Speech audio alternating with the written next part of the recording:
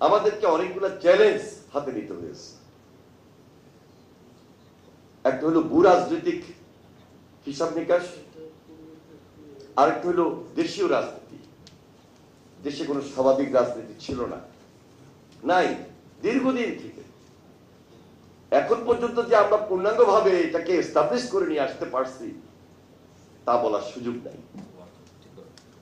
কিন্তু 17 বছর এই দেশে আমরা আওয়ামী লীগের শাসন দেখেছি। তার আগে এই দেশ যাই ছিল একটা মোটামুটি রাজনীতির মধ্যে ছিল,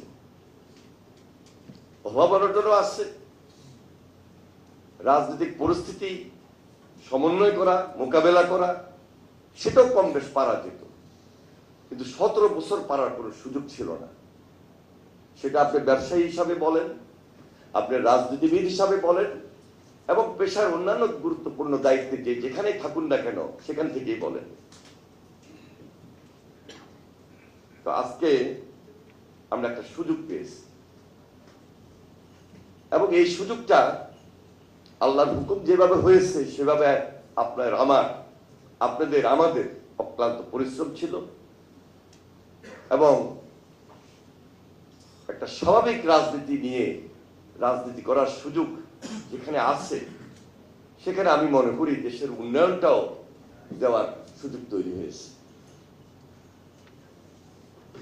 আজকে বিরোধী দল আছে পার্লামেন্টে, বিরোধী দল তারা তাদের ভূমিকা আপনারা সরাসরি দেখছেন, আবার পার্লামেন্টের বাইরেও তাদের একটু বিন্দু চিত্র সেটাও আপনারা দেখছেন।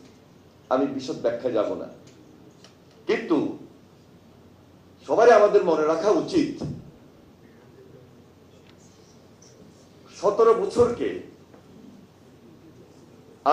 আপনি যদি 17 মাসে শেষ করে ফেলতে পারবো, কভার করতে পারবো, উন্নয়ন সাধারণ মানুষের দোরগোড়ায় পৌঁছে দিতে পারবো, এটা সম্ভব না। মাত্র 17 দিন হয়েছে, 17 মাস হয়নি। আমরা যখন শপথ নিই সেদিন কিন্তু আমাদের বিরোধী দল উপস্থিত ছিলেন না।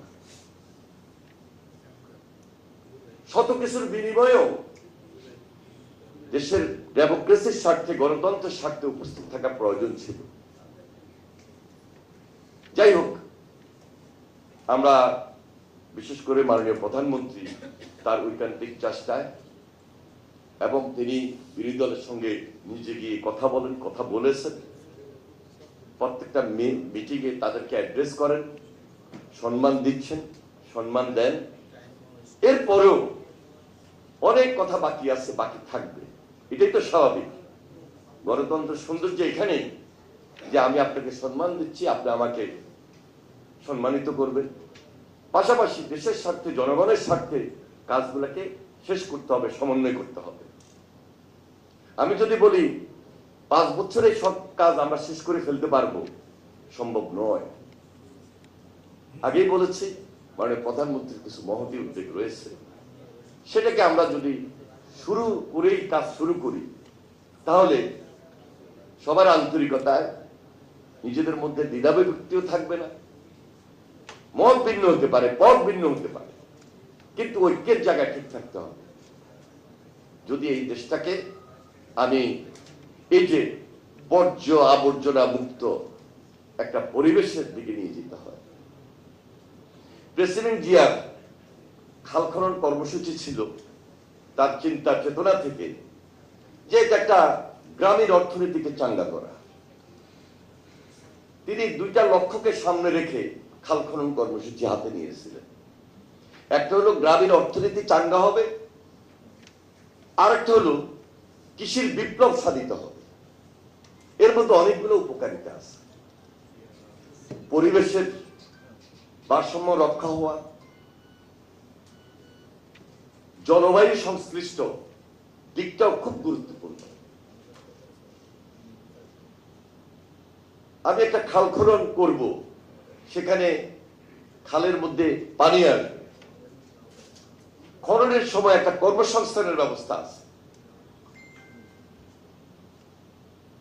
আমরা যখন খাল খনন কর্মসূচিতে অংশগ্রহণ করেছি তখন স্বেচ্ছাশ্রমের বিনিময়ে ভিত্তিতে স্কুল, কলেজ, সামাজিক প্রতিষ্ঠান, রাজনৈতিক দলগুলো এসে এই খাল খনন কর্মসূচিতে অংশ নিতেন। ছিল